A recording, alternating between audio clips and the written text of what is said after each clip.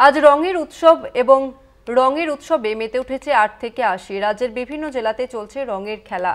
লাল, সবুজ, হলুদ থেকে গেরুয়া নানা রঙের আবিরে নিজেদের রাঙিয়ে তুলেছে গোটা রাজ্যবাসী।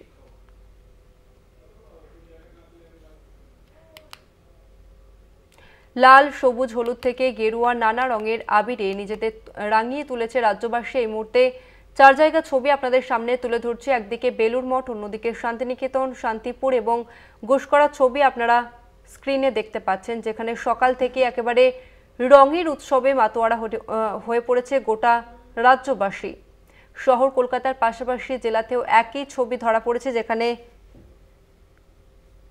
যেখানে বেলুড় মঠের সন্ন্যাসী মহারাজ এবং উপস্থিত ভক্তরা তারা নিজেদের মধ্যে আবির খেলায় মেতে উঠেছে। অন্যদিকে শান্তিনিকেতনের ছবি আপনাদের সামনে তুলে ধরেছি, যেখানে বিভিন্ন রকমের সাংস্কৃতিক অনুষ্ঠানের মাধ্যমে এই দোল পূর্ণিমা শুরু হয়েছে।